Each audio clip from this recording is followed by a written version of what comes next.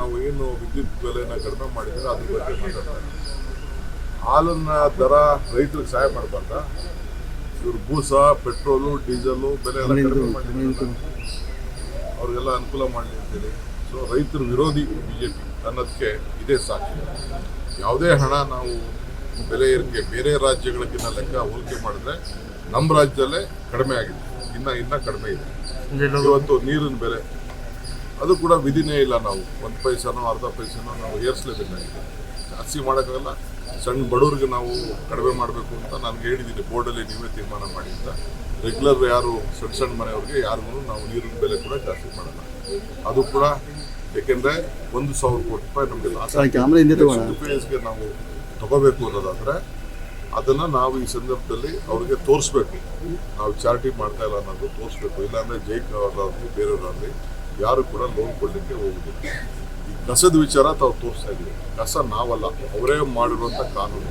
Central government ಇಡೀ ದೇಶಕ್ಕೆ instruction ಕೊಟ್ಟವ್ರೆ. ಇವರು ಕೂಡ 2022ರಲ್ಲೇ ಮಾಡಿದ್ದಾರೆ.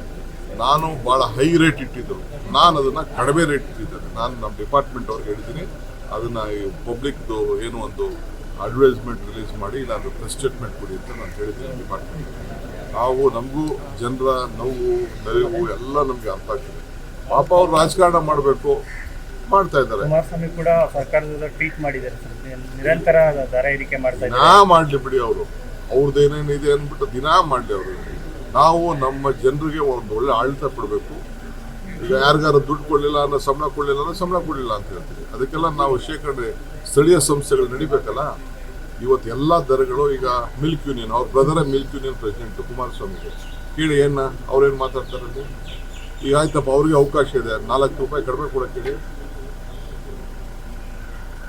4 ರೂಪಾಯಿ ಕಡಿಮೆ ಕೊಡೋಕೆ ಹೇಳಿ. ಹಾಸನದಲ್ಲಿ ಗೊತ್ತಾಗ್ತದೆ. ರೈತರಿಗೆ ಅನುಕೂಲ ಮಾಡೋಕ್ಕೋಸ್ಕರ, ರೈತರಿಗೆ ಇದಕ್ಕೋಸ್ಕರ ಎಲ್ಲ ಬೆಲೆಗಳು ಕೂಡ ಒಂದೊಂದು ಸ್ಟೇಜಲ್ಲಿ ಹೋಗ್ತಾ ಇದೆ. ನಾವು ಯಾರಿಗೂ ಸರ್ಕಾರದ ಯಾವ ಹಣ ತೆಗೆದುಕೊಟ್ಟು ಸರ್ಕಾರ ಉಪಯೋಗಿಸುವಂತಿಲ್ಲ. ಸ್ಥಳೀಯ ಸಂಸ್ಥೆಗಳಿಗೆ ಶಕ್ತಿ ಕೊಡಬೇಕು, ರೈತರಿಗೆ ಅನುಕೂಲ ಮಾಡಬೇಕು, ನಾಗರಿಕರ ಅನುಕೂಲ ಮಾಡಬೇಕು ಅಂತ ಈ ತೀರ್ಮಾನವನ್ನು ನಾವು ತೆಗೆದುಕೊಂಡಿದ್ದೀವಿ. ವಿಚಾರವಾಗಿ ಸಿಎಂ ಲೆಟರ್ ಬರೆದಿದ್ದಾರೆ.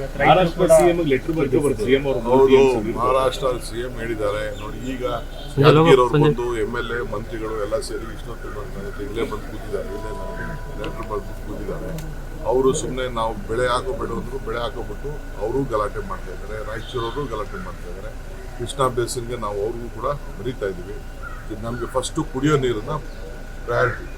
ಕೊಪ್ಪಳವರು ಗಲಾಟೆ ಮಾಡ್ತಾ ಇದ್ದಾರೆ, ರಾಯಚೂರು ಕೊಪ್ಪಳವರು ಗಲಾಟೆ ಮಾಡ್ತಾ ಇದ್ದಾರೆ. ಅವರು ಅರ್ತ್ಕೊಳ್ಬೇಕು, ಇನ್ನೂ ಒಂದು ಅವತ್ತು ನೀರನ್ನ ಉಳಿಸ್ತೋ ಆ ಸಂದರ್ಭದಲ್ಲಿ. ಸೊ ಅದರಿಂದ ಎಲ್ಲರೂ ಕೂಡ ಸಹಕಾರ ಕೊಡಬೇಕು ಅಂತೇಳಿ ನಾನು. ಕೇಂದ್ರ ಸರ್ಕಾರ ಮಧ್ಯಪ್ರವೇಶ ಮಾಡಬೇಕಲ್ಲ ಸರ್, ನೀರಿನ ವಿಚಾರದಲ್ಲಿ ಯಾವಾಗಲೂ ರಾಜ್ಯಕ್ಕೆ ಅನ್ಯಾಯ ಆಗ್ತಾ ಇದೆ. ಕೇಂದ್ರ ಸರ್ಕಾರ ಪ್ರವೇಶಕ್ಕಿಂತ ಇಂಟರ್ನ ಅಕ್ಕಪಕ್ಕ ರಾಜ್ಯದವರು ನಾವು ಅನುಸರಿಸ್ಕೊಂಡು ಹೋಗ್ಬೇಕಷ್ಟೇ. ಕೋಆರ್ಡಿನೇಷನ್ ಇರಬೇಕು.